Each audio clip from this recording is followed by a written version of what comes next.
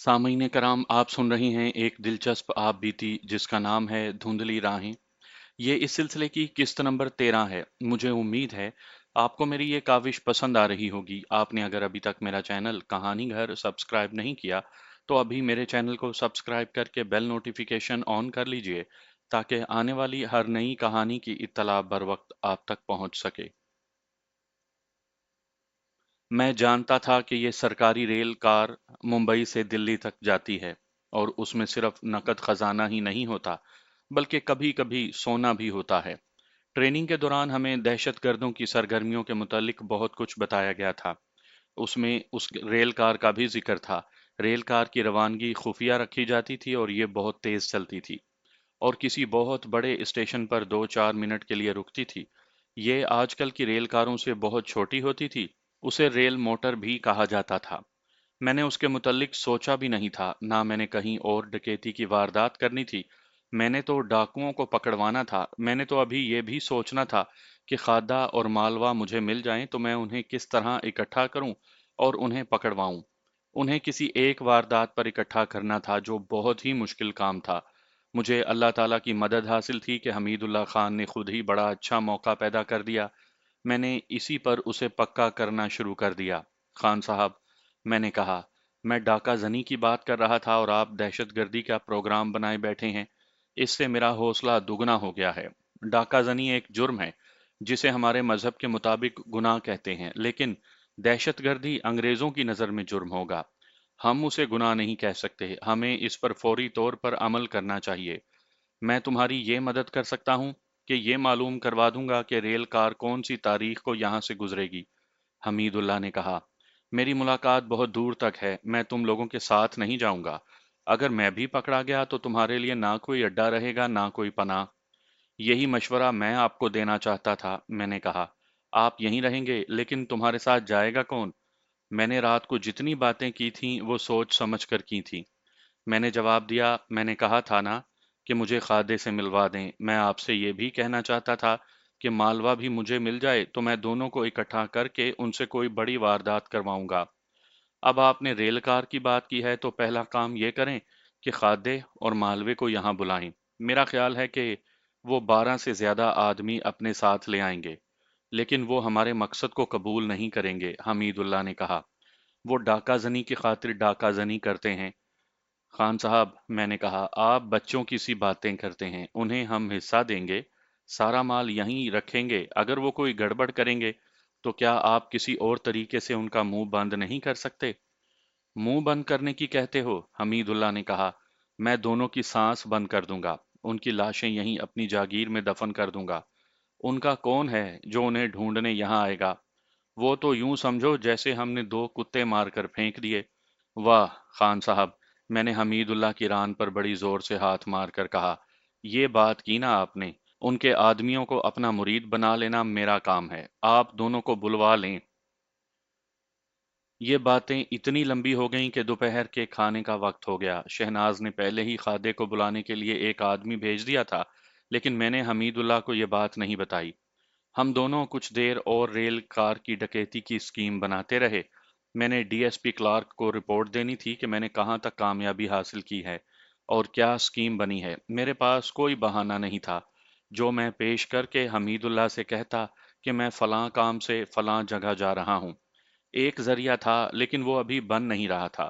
खान साहब, मैंने वैसे ही गपशप के अंदाज में पूछा, आपने मुझे अपना मकसद तो समझा दिया है, लेकिन मैं एक बात नहीं समझ सका। आपके जहन में ये मकसद अचानक आया किस तरह? सच्ची बात बताऊं सिकंदर, हमीदुल्लाह ने लंबा सांस लिया और कहने लगा, खूबसूरत औरत को मैं खिलौना समझता हूँ। मेरी आदत बच्चों जैसी है। एक खिलौने के साथ कुछ दिन खेलता हूँ और तोड़ मरोड़ कर फेंक देता हूँ। मैं तुम्हें सही गिनती नहीं बता सकता कि कितनी औरतें मेरी रातों की तारीकी से गुजर गईं। मुझ जैसा आदमी मोहब्बत नहीं करना जानता। लेकिन सिकंदर, शहनाज मेरे सामने आई तो मुझे बड़ी शिद्दत से महसूस हुआ कि मेरी रूह प्यासी मर रही है। तुम भी जवान हो, रूह की प्यास को समझते होगे। इस प्यास का असर था कि शहनाज मुझ पर तलिस्म की तरह तारी हो गई। मुझे पहली बार पता चला कि मोहब्बत के बगैर इंसान तो कुछ भी नहीं। ये हकीकत है कि मैं शहनाज के सामने नादान सा बच्चा बन जाता हूँ। آپ نے उसके साथ शादी नहीं की? मैंने कहा, मोहब्बत और शादी दो मुख्तलिफ चीजें हैं। उसने कहा, मैंने शादी की जरूरत महसूस ही नहीं की। मैंने शहनाज को अपना कैदी नहीं बनाया, बल्कि कभी महसूस होता है जैसे मैं शहनाज का कैदी हूँ। 1 साल से ज्यादा अरसा गुजर गया है। मैं शहनाज से उकताया नहीं, बल्कि उसे मैं अपनी जिंदगी की एक अहम जरूरत समझता हूँ। यकीन करना सिकंदर, ये ज़रूरत जिस्मानी नहीं। तुमने पूछा था ना कि मेरे जहन में ये मकसद अचानक किस तरह आया है। मुझ में ये तब्दीली शहनाज की मोहब्बत ने पैदा की है। तो इसका मतलब ये हुआ, मैंने कहा, कि शहनाज को आपकी स्कीम का इल्म है? नहीं, उसने जवाब दिया, उसे इस स्कीम का तो इल्म नहीं। बाकी सब बातें, यानी डाकुओं के साथ मेरे ताल्लुकात, उसे मालूम हैं। तो क्या हम शहनाज को बता दें? बता देने में कोई हर्ज नहीं, हमीदुल्लाह ने कहा, लेकिन अभी ना बताएं तो अच्छा है। खान साहब, मैंने कहा, ताजा शहनाज की मोहब्बत में मारा गया था। शहनाज ने तो नहीं मरवाया था, हमीदुल्लाह ने कहा, और मेरा यहाँ कोई रकीब भी तो नहीं। जब से शहनाज आई है, मैं अपने ख्यालों में और सोचों में तब्दीली महसूस करने लगा हूँ। यूं कह लो कि मुझ में इंसानी जज्बात बेदार होने लगे हैं। यूं भी कह सकते हो कि मैं इंसानियत में वापस आने लगा। करते करते मेरे ख्यालात यहाँ तक आ गए जो मैं तुम्हें बता चुका हूँ। आपके पास शायद 2-3 औरतें और भी हैं।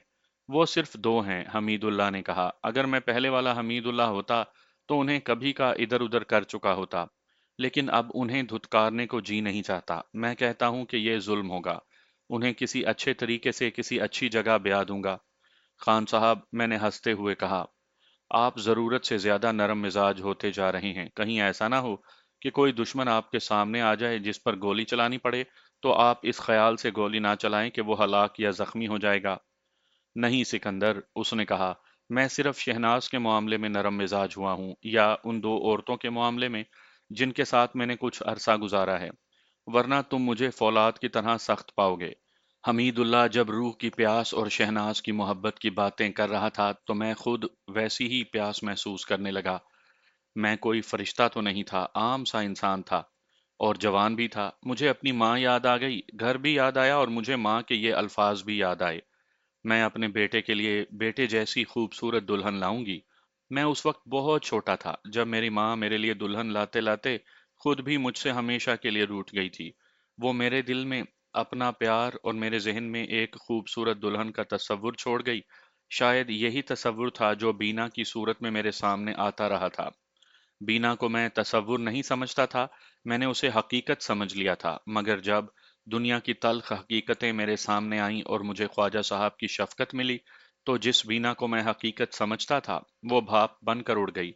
हमीदुल्लाह ने मेरे जज्बात में हलचल मचा दी। धुंधला सा एक ख्याल आया कि शहनाज तो मुझे चाहती है।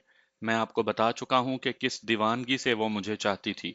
मैंने अपने आप में रकाबत महसूस की, लेकिन फौरन ही शहनाज की असलियत याद आ गई। फिर अपना मिशन याद आ गया। मैंने उस हकीकत को जहन से निकाल दिया कि शहनाज क्या चाहती है और उसका मुस्तकबिल क्या होगा। लेकिन मेरे जो जज्बात भड़क उठे थे, उन्हें सर्द करने में मुझे खासी दुश्वारी पेश आई। शहनाज ने आकर बताया कि खाना लग गया है। शहनाज, खाने के दौरान हमीदुल्लाह ने उसे कहा, खादे को बुलाना है। आ जाएगा, शहनाज ने जवाब दिया और मेरी तरफ देखा। मुझे तवक्को थी कि हमीदुल्लाह शहनाज से पूछेगा कि उसे कैसे पता है कि खादा आएगा। लेकिन हमीदुल्लाह ने कुछ भी न कहा और हम दूसरी बातें करने लगे। इससे मैंने अंदाजा किया कि शहनाज मुकम्मल तौर पर हमीदुल्लाह पर छाई हुई है। खाने के बाद हमीदुल्लाह ने कहा कि वो अपने कमरे में सोने के लिए जा रहा है। शायद ये उसकी रोजमर्रा की आदत थी कि वो दोपहर के खाने के बाद 1.5-2 घंटे सोया करता था। वो अपने कमरे में चला गया और शहनाज मेरे साथ मेरे कमरे में आ गई और उसने दरवाजा बंद कर लिया। उसने मुझे लेट जाने को कहा और मेरे पास पलंग पर बैठ गई। उसका एक हाथ मेरे सर पर आ गया और उसकी उंगलियां मेरे बालों में रेंगने लगीं। मैं लेटा नहीं था, पलंग पर बैठ गया। उसका हाथ मेरे सर से नीचे आकर थोड़ी के नीचे पहुंच गया और उसने हाथ से मेरा चेहरा अपनी तरफ कर लिया। उसकी नजरें मेरी नजरों से टकराईं तो मैंने अपने वजूद में बरकी झटका सा महसूस किया। इसके साथ ही मैंने ये भी महसूस किया कि मैं बारीक सी एक तार पर चला जा रहा हूं। अगर मेरा पांव जरा सा भी फिसल गया तो मैं ऐसी खाई में गिरूंगा जिसकी तय होती ही नहीं। शहनाज, मैंने कहा और महसूस किया कि मेरी आवाज में लर्जा सा है। क्या तुम जानती हो कि हमीदुल्लाह तुम्हें कितना चाहता है? तुम शायद नहीं जानती कि उसके दिल में तुम्हारी मोहब्बत पैदा हो गई है और वो तुम्हें दाश्ता नहीं समझता। जानती हूँ सिकंदर, उसने ऐसे कहा जैसे सिसकी ली हो। वो जब मोहब्बत का इजहार करता है तो मुझे शक सा होने लगता है कि मेरे साथ खेल रहा है। तुम्हारा ख्याल गलत है, मैंने कहा। उसे क्या जरूरत है तुम्हें धोखे में रखने की? क्या तुम उन दो औरतों को नहीं देखती जो उसके घर में कैद हैं? वो तुम्हें भी उन्हीं जैसी हैसियत में रख सकता है। तुमने ये बात क्यों कही है सिकंदर? मैं हमीदुल्लाह को दोस्त बनाने आया हूं, मैंने कहा, और वो मेरा दोस्त बन चुका है। उसके घर में खयानत नहीं करना चाहता। मेरी बात पर यकीन करोगे सिकंदर? शहनाज ने कहा, मैं अब तुम्हें उन नजरों से नहीं देखती जो तुम्हें अभी तक याद हैं। अपने अब्बा जान को जरा दिल से निकाल दो और ये सोचो कि मैं एक बूढ़े आदमी की बीवी थी और तुम जैसा खूबसूरत नौजवान मेरे पास था। मैं अब उस वक्त को याद नहीं करना चाहती जब से तुम मुझे दिल्ली से निकाल कर लाए हो। मैं तुम्हें कुछ और समझने लगी हूँ। मैं ये नहीं कहूंगी कि तुम मुझे अपनी माँ या बहन समझो, मैं तुम्हारी नज़रों में इतनी मुकद्दस नहीं हो सकती, लेकिन अब मैं तुम्हें उस मुकाम तक नहीं लेकर जाऊंगी जहां तुम ये शक करो कि शहनाज नापाक औरत है। एक बात साफ तौर पर कहे देती हूँ कि मुझे प्यार से ना रोकना। मैं मैं क्या कहूँ सिकंदर? मैं उसकी जबान हकलाने लगी। मैंने उसकी तरफ देखा, उसके होंठ कांप रहे थे, उसकी आंखें सुर्ख हो गई थीं। उसने अचानक मुझे अपने बाजुओं में ले लिया और एक झटके से मेरा सीना अपने सीने से लगा लिया। उसका एक रुखसार मेरे गाल से लग गया। फिर वो ऐसी रोई कि सिसकने लगी, फिर उसकी हिचकी बंद गई। मैं उसके बाजुओं में उसके जिस्म के साथ लगा हुआ बेबस हो गया। उसके आंसू मेरी गर्दन पर गिरने लगे और बहते हुए मेरी कमीज के अंदर तक चले गए। उसकी ये कैफियत ऐसी थी कि मैं समझ ही ना पाया कि क्या करूं। फिर मेरी आंखों में भी आंसू आ गए। उसके सीने का गुबार आंसुओं के रास्ते बह गया तो वो जरा पीछे हटी और दुपट्टे से आंसू पोंछने लगी। जब उसने अपनी आंखों से दुपट्टा हटाया तो मैंने देखा कि उसका चेहरा आंसुओं से धुल गया था। क्या हो गया है तुम्हें शहनाज? मैंने उसकी ठोड़ी के नीचे हाथ रखकर उसका चेहरा ऊपर उठाया और पूछा, क्या हो गया है तुम्हें? मुझे बताओ सिकंदर, मैं क्या करूं? शहनाज ने रूंधी हुई आवाज में कहा। मैंने अपने गुनाह की सजा भुगत ली है, लेकिन मुझे चैन नहीं आ रहा। मुझे बताओ, मैं तुम्हारे लिए क्या करूं कि मैं गुनाह का कफारा अदा कर सकूं? कुछ भी ना करो शहनाज, मैंने कहा, सिर्फ इतना किया करो कि मुझे अपने इतना करीब ना किया करो। क्यों? उसने उदास सी आवाज में पूछा। क्या अब भी तुम्हें मेरी नीयत पर शक है? नहीं, मैंने कहा, मुझे अपने आप पर शक होने लगा है। मैं जवान आदमी हूं और तुम बहुत खूबसूरत हो शहनाज। सिकंदर, उसने पहले से ज्यादा दुखी आवाज में कहा, तुम मुझे नापाक औरत समझते हो और मुझे इस काबिल नहीं समझते कि मैं तुम्हारे जिस्म को हाथ भी लगाऊं। मेरे जज्बात को इतनी बेदर्दी से ना कुचलो सिकंदर। वो इतनी जज्बाती हो गई थी कि मुझे भी उसने जज्बाती कर डाला, और जो बात मैं नहीं कहना चाहता था वो आज खुद ही मेरे मुंह से निकल गई। शहनाज, मैंने कहा, एक औरत खुद दरिया में कूद कर मुझे डबो गई है। क्या कह रहे हो? वो भी तुम जैसी खूबसूरत थी, मैंने कहा। मैंने उसे मौत के मुंह से निकाला था। ये एक कहानी है शहनाज। एक रात हम तन्हा थे। मैंने उसे देखा तो मैं अपने काबू से निकल गया। लेकिन उसने कहा कि तुम पाक इंसान हो सिकंदर, मैं तुम्हें नापाक नहीं करूंगी। लेकिन शहनाज, मेरे ख्यालात में नापाकी आ चुकी थी। उसकी अजमत देखो कि वो नापाक औरत थी लेकिन मुझे पाक रखना चाहती थी। मुझ पर शैतान का गलबा तारी हो चुका था, लेकिन मैं उस औरत पर गालिब ना आ सका। वो मुझे गुनाह से बचाने के लिए भाग उठी। मैं भूखे भेड़िए की तरह उसके पीछे दौड़ा। जब उस तक पहुंचा तो वो दरिया में कूद चुकी थी और दरिया उसे अपनी आगोश में लेकर बहुत आगे निकल गया था। उसके बाद मुझ में जो तब्दीलियां आईं वो तुम खुद देखती रहना, तुम्हें नजर आती रहेंगी। कौन थी वो? उसका नाम गुलशन आरा था। गुलशन आरा? शहनाज ने कहा और सोचने लगी, फिर बोली, मैंने ये नाम पहले भी सुना है। हमीदुल्लाह से तो नहीं सुना? हाँ, शहनाज ने कहा, उसी से सुना था। क्या कहता था? कहता था कि उस लड़की के साथ मुझे बड़ी मोहब्बत थी, शहनाज ने कहा। फिर उसने बताया था कि वो उसके साथ घर से निकल आई थी, लेकिन हमीदुल्लाह के बाप ने उस लड़की पर कब्जा कर लिया था। तुम्हें कहाँ मिली थी? क्या तुम्हें फिजी ने बताया नहीं था? हाँ हाँ, शहनाज ने कहा, फिजी ने कुछ सुनाया तो था, लेकिन सेठ इब्राहिम के यहाँ मेरी जहनी हालत ऐसी हो गई थी कि मैंने गौर से पूरी बात सुनी ही नहीं थी। क्या हमीदुल्लाह को मालूम है कि गुलशन आरा का अंजाम क्या हुआ था? गुलशन आरा हमीदुल्लाह से मिली भी थी, मैंने कहा, लेकिन उसने गुलशन आरा से नजरें फेर ली थी। हमीदुल्लाह को गुलशन आरा का अंजाम मालूम नहीं, ना ही उसे बताना। ये शख्स कहीं मुझसे भी नजरें ना फेर ले, शहनाज ने कहा।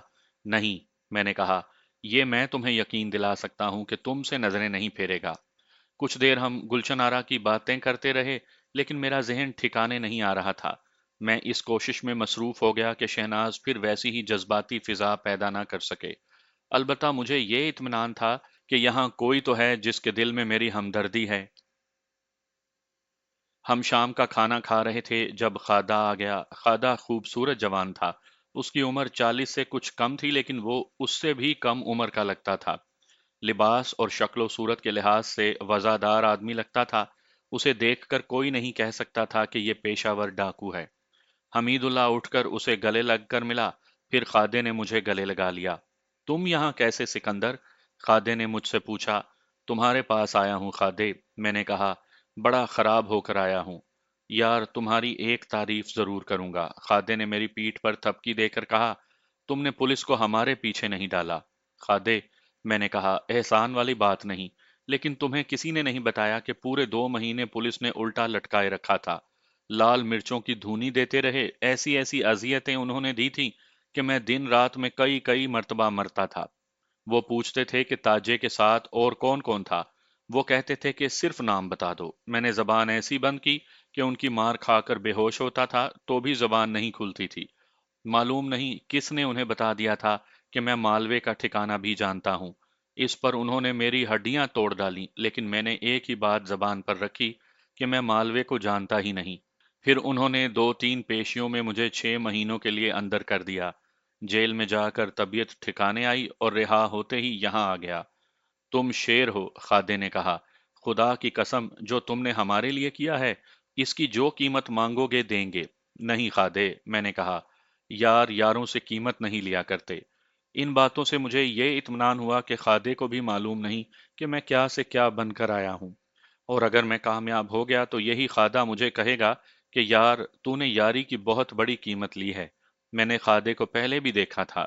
उसने मेरा साथ भी दिया था, मगर अब मैंने उसे सर से पांव तक देखा और सोचने लगा, क्या इस शख्स को मैं अपने फंदे में ला सकूंगा? खादा बहुत होशियार आदमी था। खाने के बाद मैं और हमीदुल्लाह खादे को दूसरे कमरे में ले गए। हमीदुल्लाह ने उसे वो सारी बातें कहीं जो मैंने हमीदुल्लाह से कही थी। अलबत्ता हमीदुल्लाह ने उसे अपना मकसद नहीं बताया। वारदात को वारदात तक ही रहने दिया। अपना और काम ही क्या है खान साहब, खादे ने कहा। लेकिन हम बड़ी वारदातें करना चाहते हैं, हमीदुल्लाह ने कहा। कितनी बड़ी वारदात करवाओगे? खादे ने पूछा। सरकारी रेल कार को रोककर सरकारी खजाना निकालना है, हमीदुल्लाह ने कहा।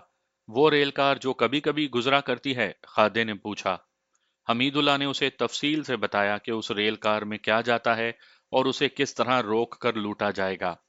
इस वक्त मेरे पास कुल 6 आदमी हैं, खादे ने कहा। आदमी तो जितने कहोगे ले आऊंगा, लेकिन वारदात ऐसी है जिसमें अनाड़ी नहीं चल सकेंगे। 6 आदमी पक्के उस्ताद हैं, गोली खाकर भी नहीं भागेंगे। रेल कार के आगे लेटकर भी उसे रोक लेंगे। 6 आदमी काफी होने चाहिए, हमीदुल्लाह ने कहा। तुम दो मिलाकर 8 हो जाओगे। नहीं खान साहब, मैंने कहा, 8 आदमी कुछ नहीं कर सकेंगे। रेल कार में सिर्फ खजाना नहीं होता, हो सकता है उसमें कोई और सामान भी हो।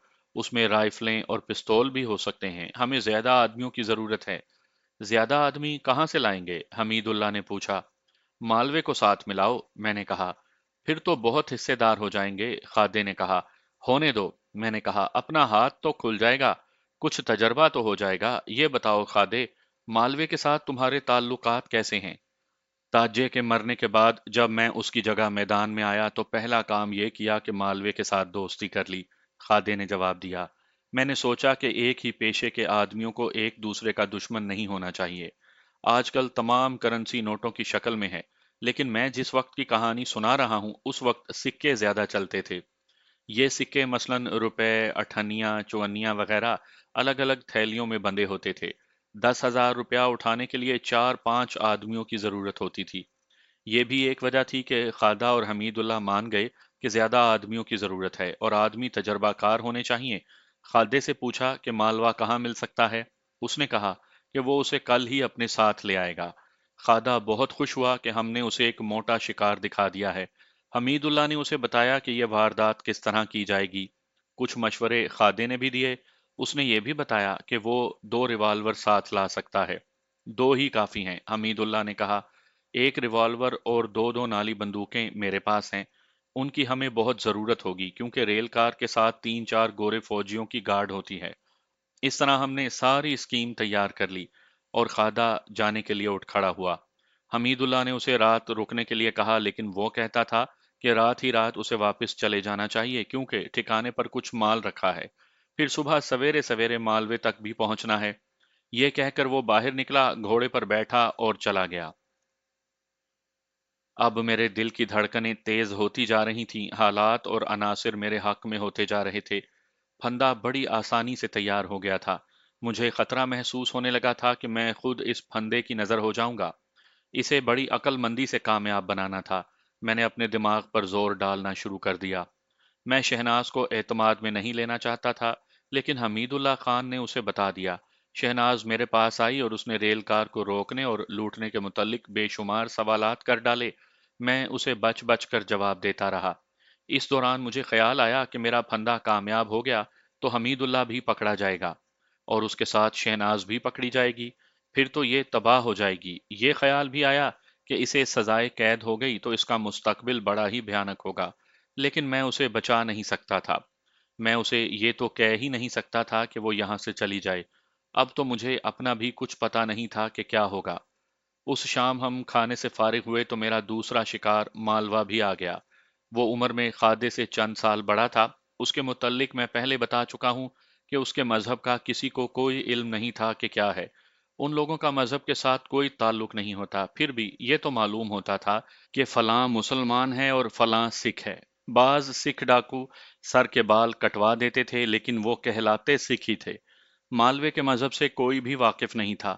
مالوا خادے کی طرح وزادار نہیں تھا، اس کا لباس بھی معمولی اور میلا سا تھا، اور اس کا چہرہ کھردرا اور کرخت تھا۔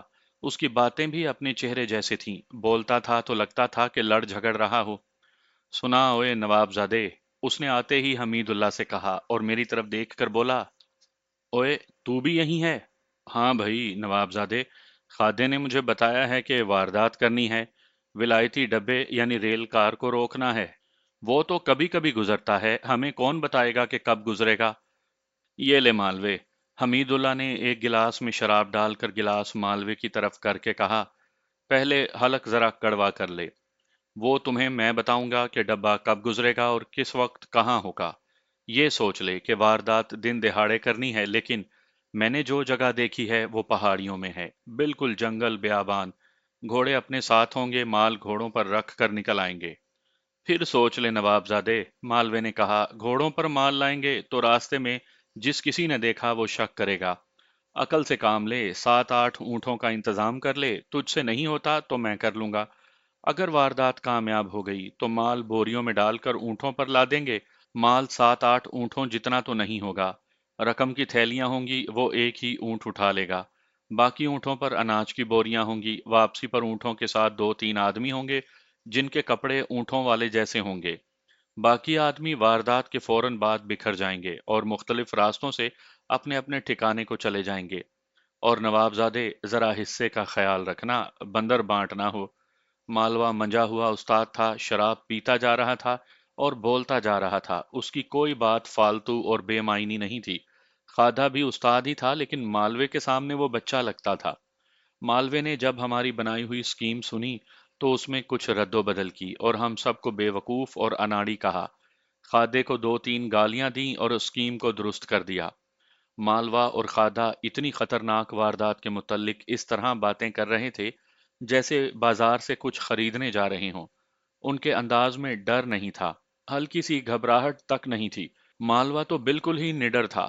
نواب زادے، مالوے نے کہا، تو نے میرے دل کی سوچی ہے۔ انگریزوں کے اس ڈبے کو میں نے کئی بار دیکھا تھا، مجھے معلوم تھا کہ اس میں کیا جا رہا ہے، لیکن اتنے بڑے شکار پر ہاتھ نہیں پڑتا تھا۔ کوئی بندوق پستول بھی ہے مالوے؟ حمید اللہ نے اس سے پوچھا۔ پستول تو ایک ہی ہے، مالوے نے جواب دیا۔ ایک نالی بندوقیں 2 ہیں، ساتھ لیتے آنا، حمید اللہ نے کہا۔ मैं कल सुबह चला जाऊंगा और मालूम करूंगा कि रेल कार किस रोज किस वक्त गुजरेगी। तुम और खादा अपने अपने ठिकाने पर मौजूद रहना। मालवा और खादा रात को ही चले गए। सुबह हमीदुल्लाह खान ये कहकर चला गया कि हो सकता है कि वो 2-3 दिनों के बाद वापस आए। मैं और शहनाज अकेले रह गए। इस महल नुमा मकान में 2 औरतें और भी थीं, लेकिन उनकी मौजूदगी का एहसास नहीं होता था। शहनाज परेशान होती जा रही थी। सिकंदर, उसने पूछा, तुम्हें यकीन है कि तुम पकड़े नहीं जाओगे? मैंने रात को भी उसे कहा था कि वो इतना ना घबराए। अब वो फिर वही सवाल पूछ रही थी। मेरे साथ 2 उस्ताद जा रहे हैं, मैंने कहा। हमीदुल्लाह यहीं रहेगा। तुम भी यहीं रहो, उसने कहा। मेरा दिल घबरा रहा है। मुझे यकीन नहीं आ रहा कि तुम कामयाब वापस आओगे। अंग्रेज इतने कच्चे नहीं कि रेल कार की हिफाजत का कोई इंतजाम नहीं होगा। वो कच्चे तो नहीं, मैंने कहा, लेकिन उन्हें ये यकीन है कि हिंदुस्तानियों में इतनी जुर्रत नहीं कि वो सरकारी खजाने की तरफ आंख उठाकर भी देख सकें। शहनाज की परेशानी कम ना हुई। हम बाहर बैठे हुए थे, माहौल हसीन था। मेरे पास बैठी हुई शहनाज माहौल से ज्यादा हसीन थी। मैं जवान था, वहां फूलों की महक थी, लेकिन मेरा जहन कहीं और भटक रहा था। दिल पर बोझ था, आसाबी तनाव बढ़ता जा रहा था। मैं शहनाज के साथ कोई बात करता या उसकी किसी बात का जवाब देता था तो जबान भी साथ नहीं देती थी। मुझ पर हिजानी सी कैफियत तारी होती जा रही थी। एक मसला मुझे परेशान कर रहा था। मैंने अभी तक अपने साथी सुल्तान को रिपोर्ट नहीं दी थी कि मैं क्या कर रहा हूं और क्या कर चुका हूं। उसने ये रिपोर्ट डीएसपी क्लार्क को पहुंचानी थी। अब तो मुझे किसी ना किसी बहाने वहां से निकलना ही था। सुल्तान मुझसे कुछ दूर था। हम वहां बैठे बातें कर रहे थे कि एक साधु सा आ गया। उसने जोगिया रंग के कपड़े पहने हुए थे। उसके गले में मोटे और भद्दे से मोतियों की माला थी। उसके हाथ में स्लेट और फटी पुरानी एक किताब थी। कंधे से उसने थैला सा लटका रखा था। वो हमारे सामने आन रुका और हमें सलाम किया। खैर हो नवाब के खानदान की, उसने अपने से लहजे में कहा। हुक्म हो तो ज्योतिषी कुछ बताए। ज्योतिषी बाबा फाल निकालेगा, मांगेगा कुछ भी नहीं। तेरे मन की मौज है, कुछ दान करेगा तो ज्योतिषी का मन राजी हो जाएगा। वो मेरे सामने उकड़ू बैठ गया और मेरा दायां हाथ अपने हाथ में लेकर मेरा हाथ फैलाया। क्यों इंतजार करवाता है उसे नवाबजादे महाराज? उसने मुझे कहा। वो अकेली बैठी तुझे याद कर रही है और तेरा दिल इतना कठोर है कि उधर ध्यान ही नहीं देता। क्या चिंता है तेरे मन में? ज्योतिषी बाबा, मैंने उसे कहा, उसे कहो थोड़ा और इंतजार करे। तेरे महल खड़े रहें, तेरी माड़ियां आबाद रहें। उसने पेशावर ज्योतिषियों के लहजे में कहा। ये तो पूछ वो है कौन, कहेगा तो मिला देंगे। ज्योतिषी जी, शहनाज ने कहा। इसका हाथ देखकर बताएं कि जिस कारोबार में इसने हाथ डाला है उसमें इसे नुकसान तो नहीं होगा। जाने दो शहनाज, मैंने ज्योतिषी के हाथ से अपना हाथ खींच कर कहा। ये क्या बताएगा, इसे तो अपनी किस्मत की खबर नहीं। कैसी है? कोई किस तरह मांगता है, ये इस तरह मांग रहा है। नफा नुकसान सोच ले नवाबजादे जी, ज्योतिषी ने कहा। जो हम जानते हैं वो तू नहीं जानता। ज्योतिषी महाराज, मैंने तंजिया कहा। तुम कहोगे कि कारोबार खतरे में है, 5 रुपए दो और मैं सब खतरे टाल दूंगा। सुनो महाराज, मैं कामयाब हो चुका हूं, नुकसान का कोई डर नहीं। और वो जो मेरा इंतजार कर रही है उसे कह दे कि शादी की तैयारी करे, मैं बारात लेकर आ रहा हूं। सोच सोच कर कदम रख नवाबजादा जी, ज्योतिषी ने कहा। ला कुछ दे, खाली हाथ चलता ना कर। फिर सोच ले, कल परसों हम फिर आएंगे। ज्योतिषी बाबा ने तेरे हाथ पर एक लकीर देखी है, तुझको बताएंगे कि ये लकीर क्या कहती है। चाहे डबो दे, चाहे बेड़ा पार कर दे, हंसी में ना टाल शहजादे। ये ले। मैंने उसे एक अठन्नी देकर कहा। इस वक्त टल जा, फिर आ जाना। मेरा बेड़ा ये लकीरें नहीं डबो सकती। सिकंदर, शहनाज ने कहा, मैं इसे हाथ दिखाना चाहती हूँ। फिर आएगा तो दिखा देना, मैंने उकताहट से कहा। परसों आ जाना ज्योतिषी महाराज। उस वक्त मेरी जहनी कैफियत कुछ और थी और मैंने ज्योतिषी को चलता किया। तुम ये तो इससे पूछ लेते कि तुम जिस काम के लिए जा रहे हो। ये पैसे मांगने का ढंग है शहनाज, मैंने उसकी बात पूरी ना होने दी और कहा। परसों ये आ गया तो मैं इसे बहुत जलील करूंगा। क्या तुम हाथ की लकीरों को नहीं मानते? मानता हूं शहनाज, मैंने कहा। यह एक इल्म है, मगर समुंदर जैसा। इसे हासिल करने के लिए रातों का रियाज करना पड़ता है और उम्र गालनी पड़ती है। और शहनाज, खुदा बाज इंसानों को ऐसी ताकत दे देता है कि वो आने वाले वक्त की खबर दे देते हैं। तुम्हें याद है, हमारे मोहल्ले में कभी कभी एक पगली आया करती थी। मैं उस वक्त बहुत छोटा था। अम्मी अभी जिंदा थीं। मैं यही कोई 5-6 साल का होऊंगा। हाँ हाँ, शहनाज ने कहा। मुझे तो वो पगली इस तरह याद है जैसे अब भी मेरे सामने घूम फिर रही हो। मैं उसकी हूक सुनकर डर जाया करती थी। मैं उस वक्त 13-14 साल की हो गई थी। वो पगली चलते चलते रुकती और मुंह आसमान की तरफ करके बड़ी जोर से हू की आवाज निकाला करती थी। वो एक रोज मेरे घर आ गई थी। मैंने कहा। मेरे अब्बा जान को गुस्सा आ गया। पगली ने उन्हें देखकर मेरी अम्मी से कहा कि ये शख्स रास्ता भूल जाएगा। फिर वो रास्ता भी जो ठीक नहीं होगा इसके पाँव के नीचे से निकल जाएगा। हाँ सिकंदर, शहनाज ने आह लेकर कहा। पगली की ये पेशन गोई तो बिल्कुल सही निकली। मैं तुम्हें बता रहा हूं कि खुदा ने हर इंसान में हर ताकत डाल रखी है। मैंने कहा। कोई नहीं कह सकता कि किस वक्त कौन सी ताकत उभर आए। मुझे देखकर पगली ने कहा था कि ये दिलों को तड़पाएगा और खुद भी तड़पेगा, लेकिन इसका सफर बड़ा लंबा है। उसने ये भी कहा था कि ये जिस तरफ देखेगा उधर कयामत टूटेगी, लेकिन ये आग में से गुजर कर वहां तक पहुंचेगा। देख लो शहनाज, मैं तुम्हें सुना चुका हूं कि मैं किस आग में से गुजरा हूं, और मालूम नहीं कितना अरसा और आग में से ही गुजरता रहूंगा। उसने मुझे भी देखा था, शहनाज ने कहा, और मेरी माँ से कहा था कि इस लड़की का हुस्न इसे किसी घर में बसने नहीं देगा। इसकी खूबसूरती इसे डबोएगी, और जिस किसी का वजूद इसके वजूद से लग गया वो तबाह हो गया। उसने ये भी कहा था कि ये बड़ा कीमती हीरा है, कई हाथों में बिकेगा। मेरी माँ ने पगली को गालियां देकर घर से निकाल दिया था। माँ कहती थी ये पगली है, जो मुंह में आता है कह डालती है। उसकी हर बात पूरी हुई है। तुम्हारे अब्बा जान का अंजाम वही हुआ। ताजे का अंजाम तुमने देख लिया। अब मुझे किस अंजाम को पहुंचाओगी? मैंने मुस्कुराते हुए कहा। वो तो मेरी रूह है जो तुम्हारी रूह से मोहब्बत करती है, शहनाज ने कहा। मैंने तुम्हारे अब्बा जान को भी दिल से कबूल नहीं किया था, और ताजे को भी मैंने पसंद नहीं किया था। और हमीदुल्लाह खान का क्या बनेगा? शहनाज को धचका सा लगा, और जब उसने मेरी तरफ देखा तो मुझे उसके चेहरे पर घबराहट और परेशानी सी नजर आई। मैंने हंसकर इस मौजू को टाल दिया और कहा कि ये सब वहम है, लेकिन मैं अपने जहन से इस वहम को ना निकाल सका। पगली की पेशन गोइयां सही होती जा रही थीं, और मुझे हमीदुल्लाह खान का अंजाम अच्छा नजर नहीं आ रहा था। शहनाज की परेशानी बढ़ती जा रही थी। मेरी एक बात का जवाब देते उसकी जबान में हकलाहट सी आ गई। शहनाज, मैंने उसके एक गाल पर हाथ रख कर उसका चेहरा अपनी तरफ किया और कहा, आओ अंदर चलें। तुम इतनी उदास क्यों हो गई हो? उसने मेरी आंखों में आंखें डाल दी। वो कुछ और समझी। नहीं सिकंदर, उसने घबराहट के लहजे में कहा। नहीं, मैं तुम्हें उस अंजाम तक नहीं पहुंचने दूंगी। नहीं, मुझे अपने साथ कमरे में ना ले जाओ। मैंने उसका ये वहम दूर करने के लिए कि मैं उसे किसी और मकसद के लिए कमरे में नहीं ले जा रहा, बहुत कुछ कहा। मालूम नहीं उसने अपने आप से बातें करने के अंदाज में कहा, पता नहीं ये हीरा और कितने हाथों में बिकेगा। हमीदुल्लाह खान अगले रोज सूरज गरूब होने से कुछ पहले आ गया, और आते ही मुझे अलग कमरे में ले गया। उसने रेल कार का सही दिन और वक्त मालूम कर लिया था, और उसने ये हिसाब भी कर लिया था कि रेल कार उन पहाड़ियों में से किस वक्त गुजरेगी। जहां हमने उसे रोकना था वहां उसे सूरज गरूब होने से थोड़ा ही वक्त पहले गुजरना था। इसमें क्या आ रहा है? मैंने पूछा। ये मालूम नहीं किया जा सकता, हमीदुल्लाह ने जवाब दिया। ये बड़ी सख्ती से राज में रखा जाता है। अब ये देख लो कि सिर्फ 4 दिन रह गए हैं। मालवे और खादे को बुला लें। मैंने कहा। वो अपने आदमियों के साथ रात के वक्त यहाँ पहुंचे, दिन की रोशनी में कोई हरकत ना हो। रात को ही हमीदुल्लाह खान ने अपना एक खास आदमी खादे की तरफ भेज दिया।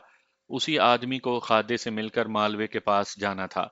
मैं और हमीदुल्लाह खान शाम के खाने के बाद फिर अलग बैठ गए, और बातों बातों में वारदात का रिहर्सल करने लगे। हमीदुल्लाह को जाए वारदात पर नहीं जाना था। मैं बातें तो उसके साथ कर रहा था, लेकिन जहन में अपने मिशन की रिहर्सल कर रहा था। मेरा कोई तजर्बा नहीं था। हमीदुल्लाह ने तो अपनी दोनों पार्टियों को इकट्ठा करने का इंतजाम कर लिया था, लेकिन मैंने डीएसपी क्लार्क को अभी इत्तला देनी थी कि दोनों मतलूब डाकू और गिरोह कैसी वारदात में और कहां इकट्ठे हो रहे हैं। इस इत्तला पर डीएसपी ने उन्हें पकड़ने का बंदोबस्त करना था। मैंने बाहर जाने का एक बहाना सोच लिया। खान साहब, मैंने कहा, सुबह मुझे एक घोड़ा दें, मैं वारदात वाली जगह देख आऊं। अकेले क्यों जाओगे? हमीदुल्लाह ने कहा। मैं भी साथ चलूंगा। मैंने सोचा था कि मैं इस बहाने अपने उस जरिए तक पहुंच जाऊंगा जो मेरे और डीएसपी के राब्ते के लिए उस इलाके में मौजूद था। लेकिन हमीदुल्लाह खान भी तैयार हो गया। उसे टालना मुमकिन नहीं था। میرا خیال ہے ہمیں احتیاط کرنی چاہیے، میں نے کہا۔ نہ ہی جائیں تو بہتر ہے۔ کسی نے ہمیں وہاں گھومتے پھرتے یا کھڑے دیکھ لیا تو واردات کے بعد ہماری نشاندہی اور شناخت ہو سکتی ہے۔ میں نے رات خاصے اضطراب میں گزاری۔ صبح طلوع ہوئی۔ حمید اللہ خان دیر سے جاگا کرتا تھا۔ میں نے شہناز کے ساتھ ناشتہ کیا اور کچھ وقت گزار کر میں نے شہناز سے کہا کہ یہ علاقہ بہت خوبصورت ہے، میں گھوم پھر آؤں۔ شہناز بھی ساتھ چلنے کو تیار ہو گئی۔ نہیں شہناز، میں نے اسے کہا۔ حمید اللہ جاگ اٹھا اور اسے پتا چلا کہ تم میرے ساتھ کہیں نکل گئی ہو تو وہ شک میں پڑ جائے گا۔ میں اسے شکایت کا موقع نہیں دینا چاہتا۔ شہناز مان گئی اور میں اکیلا چل پڑا۔ میں آہستہ آہستہ جا رہا تھا، آہستہ ہی چلنا ضروری تھا۔ دور دور تک سبزہ ہی سبزہ تھا اور یہ صحت افزا سیرگاہ تھی، لیکن میرے اعصاب کھچے تنے ہوئے تھے۔ جاگیر کا کچھ حصہ پھلدار درختوں کا تھا۔ میں اس حصے میں چلا گیا۔ میں دیکھنے والوں کی نظروں سے اوجھل ہونے کی کوشش کر رہا تھا۔ میں نظروں سے اوجھل ہو گیا اور دور جا کر اس تنگ سی پگڈنڈی پر ہو گیا جو اونچے فصلوں اور درختوں کے درمیان سے گزرتی تھی۔ 1 گھنٹے سے کچھ اوپر وقت ہو گیا اور میں خرامہ خرامہ جا رہا تھا۔ دور سے مجھے وہی جوتشی آتا ہوا نظر آیا جسے میں نے کہا تھا کہ پرسوں آنا۔ مجھے دیکھ کر اس نے قدم تیز کر دیے اور میں نے بھی ذرا تیز چلنا شروع کر دیا۔ چند قدم دور رہ گیا تو جوتشی نے بولنا شروع کر دیا۔ تیرے بلاوے پر آیا ہوں نواب زادے، اس نے کہا اور میرا ہاتھ اپنے ہاتھ میں لے کر بولا، کیا خبر ہے یار، صاحب نے جان کھا لی ہے، تمہارے انتظار میں ادھر آ گیا ہوں۔ میں نے کہا، دیکھو سلطان، فوراً صاحب کو اطلاع دینے چلے جاؤ، پھندا تیار ہو گیا ہے اور دونوں پارٹیاں آ رہی ہیں۔ پرسوں تم آئے تو میرے پاس ایک عورت بیٹھی ہوئی تھی، اس کی وجہ سے میں اشاروں میں تمہیں پیغام دیتا رہا تھا، کیا تم میرا پیغام سمجھ گئے تھے؟ ہاں سکندر، سلطان نے جو جوتشی کے بہروپ میں میرے پاس آیا تھا کہا، میں نے تمہیں کہا تھا کہ ایک روح تمہارا انتظار کر رہی ہے۔ میں تمہاری عقل کی تعریف کرتا ہوں کہ تم نے میری اس بات کو مذاق کے رنگ میں لیا اور اسی لہجے میں جواب دیا کہ اسے کہو کہ انتظار کرے، میں بارات لے کر آؤں گا۔ میں تمہارے سارے اشارے سمجھ گیا تھا اور میں نے یہاں سے جاتے ہی کلارک صاحب کو پیغام بھی بھیج دیا تھا کہ سکندر کافی حد تک کامیاب ہو چکا ہے اور اس نے 2 دن انتظار کرنے کو کہا ہے۔ میں آج کچھ ششو پنج میں آیا تھا کہ تم اکیلے مل بھی سکو گے یا کوئی اور چکر چلانا پڑے گا۔ یہ جوتشی میرا ساتھی سلطان احمد تھا۔ میں نے پہلے سنایا ہے کہ چند ایک دیہاتیوں کو بھی اعتماد میں لے لیا گیا تھا۔ یہ میرا نہیں، یہ ہمارے ڈی ایس پی کا بندوبست تھا۔ سلطان کو انہوں نے اپنے پاس رکھا ہوا تھا اور پہلے روز ہی اسے جوتشی بنا دیا تھا اور وہ ان 2 4 دنوں میں ہی جوتشی کی حیثیت سے مشہور ہو گیا تھا۔ ابتدا میں طے یہ ہوا تھا کہ میں اس کے پاس پہنچوں گا اور رپورٹ دوں گا، لیکن میں نہ جا سکا، جس کی وجہ بیان کر چکا ہوں۔ وہ انتظار کرتے کرتے میرے پاس آ گیا۔ اب پوری رپورٹ دو، سلطان نے کہا۔ میں نے اسے یہ ساری تفصیل سنائی جو میں آپ کو سنا چکا ہوں۔ میں نے اسے ریل کار کے دن اور وقت کے متعلق بھی بتایا۔ ہم دونوں تجربہ کار تو نہیں تھے لیکن ٹریننگ حاصل کی تھی اور ایس پی اور ڈی ایس پی نے ہمیں بہت سی ہدایات دی تھی۔ ہم ان کی روشنی میں کام کر رہے تھے۔ سلطان یہ کہہ کر چل پڑا کہ وہ قبل از وقت مجھے اطلاع دے دے گا کہ کلارک صاحب نے کیا بندوبست کیا ہے اور میں نے کیا کرنا ہے۔ سلطان کو پیغام دے کر میرا اعصابی تناؤ ختم ہو گیا۔ مجھے ایسے محسوس ہونے لگا کہ میں اکیلا نہیں ہوں۔ میں ہلکا پھلکا ہو کر واپس آ گیا۔ حمید اللہ جاگ اٹھا تھا، شہناز اس کے کمرے میں تھی، میں اپنے کمرے میں چلا گیا۔ ریل کار کی آمد میں 1 دن رہ گیا تھا۔ مالوے اور خادے نے اپنے آدمیوں کے ساتھ رات کو آنا تھا۔ جوتشی بابا پھر آ گیا۔ میں چونکہ اس کے انتظار میں تھا، اس لیے میں اس کوشش میں رہتا تھا کہ شہناز یا حمید اللہ مجھے کمرے میں نہ بٹھائیں بلکہ میرے ساتھ باہر بیٹھیں۔ ہم تینوں باہر بیٹھے ہوئے تھے جب جوتشی آیا۔ اس نے جوتشیوں جیسی باتیں کی اور ہم تینوں کے درمیان اکڑو بیٹھ گیا۔ شہزادے، جوتشی نے میرا ہاتھ پکڑ کر کہا، تو نے مجھے پرسوں آنے کو کہا تھا پر لوگ مجھے ہلنے ہی نہیں دیتے، آج آیا ہوں۔ بول، تیری اس لکیر کا حال بتا دوں؟ خان صاحب، میں نے حمید اللہ سے کہا، اس روز اس شخص سے بڑی مشکل سے جان چھڑائی تھی، آج پھر آ گیا ہے۔ میں نے جوتشی سے کہا، بتا، کیا بتاتا ہے؟ لے سن، جوتشی نے میرا ہاتھ پھیلا کر دیکھتے ہوئے کہا، ٹھنڈے دودھ کو پھونکے نہ مار، تیرے سب کام سدھ ہیں، قسمت نے تیرا سارا بندوبست کر دیا ہے۔ اس روز تو نے جوتشی بابا کو مذاق میں ٹال دیا تھا کہ بارات لے کر آؤں گا، اب جوتشی بابا کی سن لے، بارات کے ساتھ آنا تھوڑی گڑبڑ ہوگی، ذرا ادھر ادھر ہو جانا پر دلہن تجھے مل جائے گی और उसने मेरी आंखों में आंखें डालकर पलकों को हल्की सी जुम्बिश दी। मैं पैगाम समझ गया। फंदा तैयार था और मुझे वहां तक जाना था, फिर इधर उधर हो जाना था। ज्योतिषी बाबा, मैंने तंजिया लहजे में कहा, तुम नशे से टूटे हुए मालूम होते हो। मैंने 1 रुपया निकाल कर उसे देते हुए कहा, जाओ और सूटा लगा लो, मुझे तुम्हारी कोई बात समझ में नहीं आई। ठहरो सिकंदर, शहनाज ने कहा, मैंने उस रोज इससे पूछा था कि जिस कारोबार में तुम लोगों ने हाथ डाला है उसमें नुकसान तो नहीं होगा। मुझे इससे इस सवाल का जवाब लेने दो। रानी, ज्योतिषी ने झूमती हुई आवाज में कहा, ज्योतिषी बाबा ने तेरे ही सवाल का जवाब दिया है। इस कारोबार में नफा ही नफा है, तू चिंता न कर। कुछ देर और गपशप होती रही। हमीदुल्लाह ने अपना हाथ सुल्तान के आगे कर दिया। सुल्तान को मैंने पहले ही बताया था कि हमीदुल्लाह के पास ठहरूंगा, और उसे हमीदुल्लाह के मुतल्लिक सब कुछ बता दिया था। सुल्तान ने हमीदुल्लाह के साथ ऐसी बातें की कि हमीदुल्लाह हैरान हुआ और उसने मान लिया कि ये ज्योतिषी ज्योतिष का इल्म रखता है। सुल्तान को हमीदुल्लाह ने 5 रुपए दिए और सुल्तान चला गया। रात को पहले कादा अपने 6 आदमियों के साथ पहुंचा। 1.5-2 घंटे के बाद मालवा 7 आदमी लेकर आ गया। रात को उन दोनों को और उनके आदमियों को बड़ी अच्छी तरह समझा दिया गया कि रेल कार किस तरह रोकी जाएगी। मालवे ने पहले ही मशवरा दिया था कि रकम की थैलियां घोड़ों पर नहीं लाई जाएंगी, बल्कि एक ऊंट पर बोरियों में लाई जाएंगी। ऊंट 7-8 होंगे जिन पर अनाज की बोरियां लदी हुई होंगी। सिर्फ एक ऊंट खाली होगा।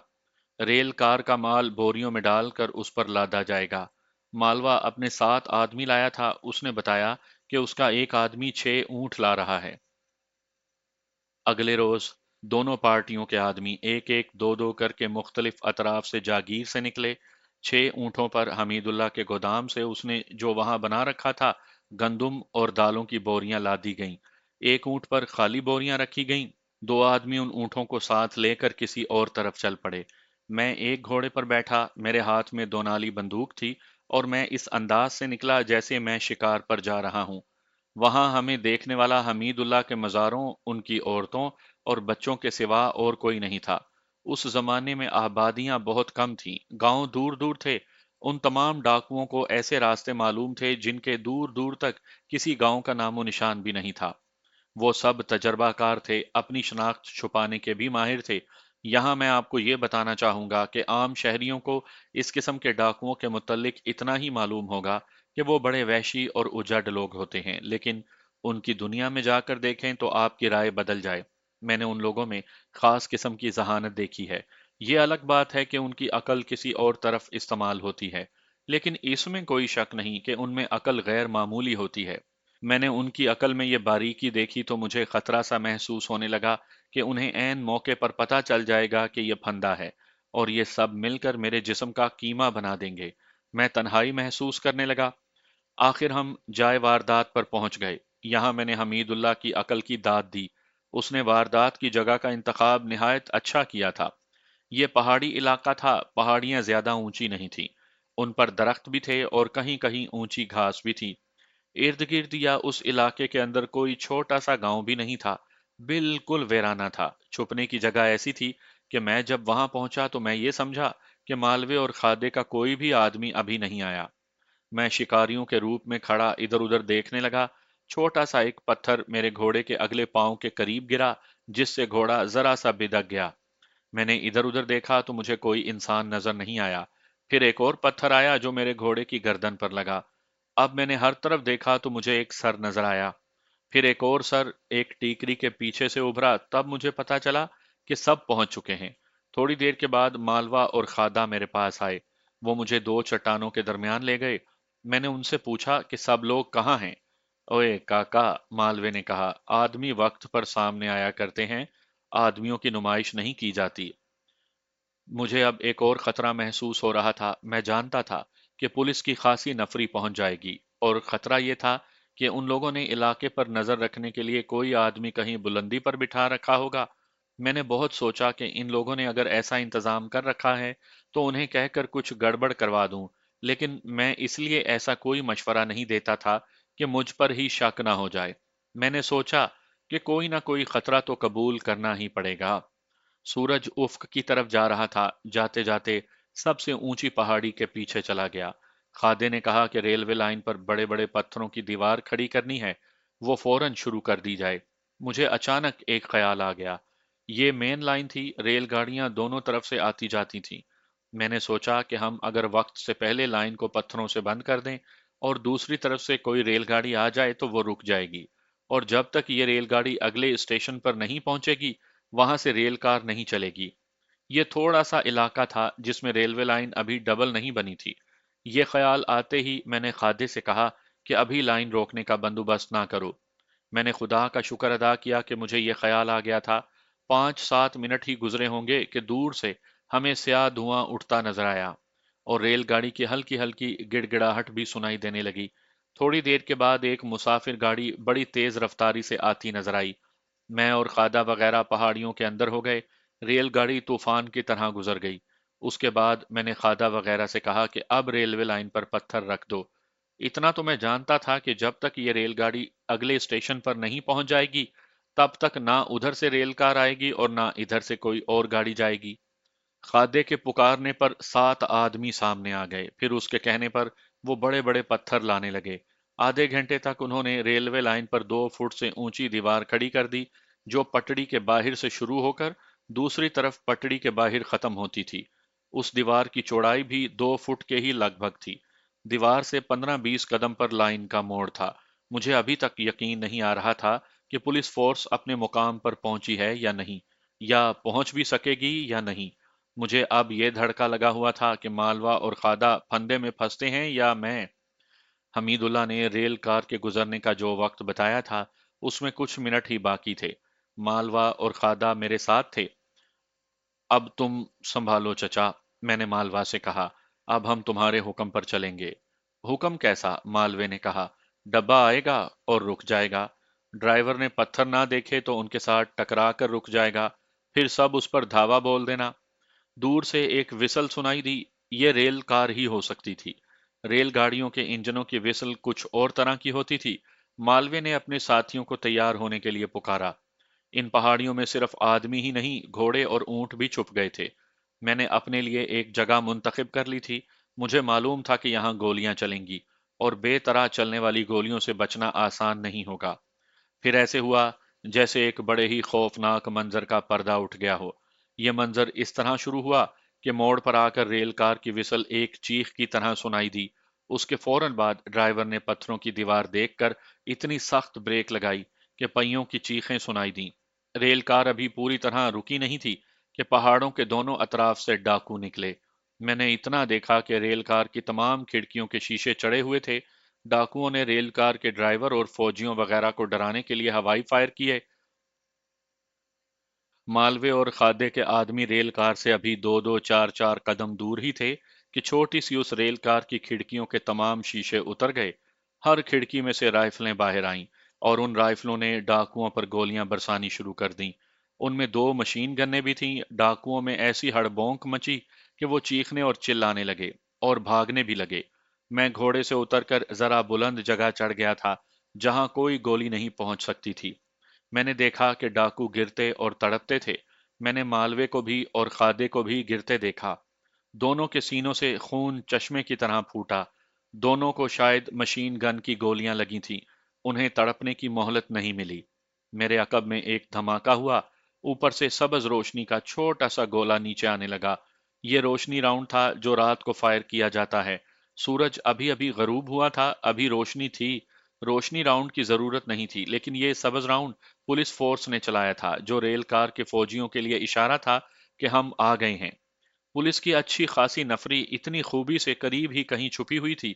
फायरिंग शुरू होते ही यह नफरी आ गई और उस नफरी ने जाए वारदात को घेरे में ले लिया और सिपाही तेजी से आगे बढ़ने लगे। लेकिन वहां कोई भी नहीं था जिसे वो गिरफ्तार करते। ज्यादातर डाकू मारे जा चुके थे। जो शदीद जख्मी थे वो मर रहे थे। सिर्फ 2 डाकू ऐसे निकले जिन्हें एक एक गोली इस तरह लगी थी कि उनके मरने का कोई इम्कान नहीं था। उनके जख्मों पर पुलिस के सिपाहियों ने कपड़े लपेट दिए। मैं ये देखकर हैरान हुआ और खुश भी कि 60 सिपाहियों की इस पुलिस फोर्स का कमांडर अयूब था, जो अब सब इंस्पेक्टर हो चुका था। उसने मुझे गले लगा लिया। सिकंदर, उसने जोशीले लहजे में कहा, तुमने दिल खुश कर दिया है। तुमने सर्विस की इब्तदा इतने बड़े कारनामे से की है जो तुम्हारे मुस्तकबिल को रोशन कर देगा। तुम पुलिस के बहुत बड़े अफसर बनोगे। मैं फखर से सबको बताऊंगा कि सिकंदर मेरे शहर का लड़का है। उसने आहिस्ता से मुझसे पूछा, नवाबजादा कहाँ है? वो तो घर में है, मैंने जवाब दिया और उसके कान में कहा, अयूब भाई, आपको एक ख्याल रखना पड़ेगा, शहनाज भी वहीं है। कौन सी शहनाज? वही आपकी शहनाज, मैंने कहा। उसे यहां से निकालना है।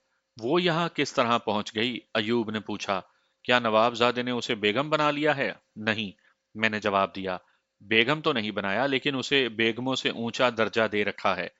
आखिर अपने शहर की औरत है, वो यहां ना होती तो मैं शायद अपना मिशन इतनी आसानी से पूरा ना कर सकता। कहीं उसे ना पकड़वा देना। बचा लूंगा यार, अयूब ने आंख मारकर कहा। कुछ दिन अपने पास रखूंगा, फिर उसे घर छोड़ाऊंगा। ये तो तुमने मेरी मौज बना दी है। ज्यादा बातें करने का वक्त नहीं था। जख्मी डाकुओं को अयूब ने कहा कि वो फौरन बोल पड़ें, वरना उनके जख्मों से पट्टियां उतार दी जाएंगी और उन पर नमक छिड़केंगे। दोनों ने कह दिया कि वो पूरा बयान देंगे।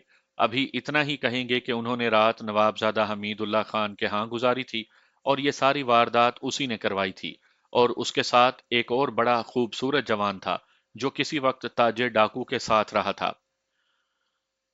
उनके ये बयान मुझे अयूब ने सुनाए थे। मैं उस वक्त एक तरफ हो गया था। सुल्तान भी उस पुलिस फोर्स के साथ आया था। डीएसपी क्लार्क ने इस फंदे को मुकम्मल तौर पर मोहलिक बनाने के लिए बड़ी तेजी से कार्रवाई की थी। मेरी उस इत्तला पर जो मैंने सुल्तान के जरिए भेजी थी, डीएसपी ने खुद जाकर यह इंतजाम किया कि रेल कार में खजाने के बजाय कमोबेश 40 फौजी भरकर रेल कार भिजवा दी। ड्राइवर को मालूम था कि आगे क्या होने वाला है। वो बार बार इसीलिए विसलें देता आ रहा था कि डाकुओं को पता चल जाए कि रेल कार आ रही है।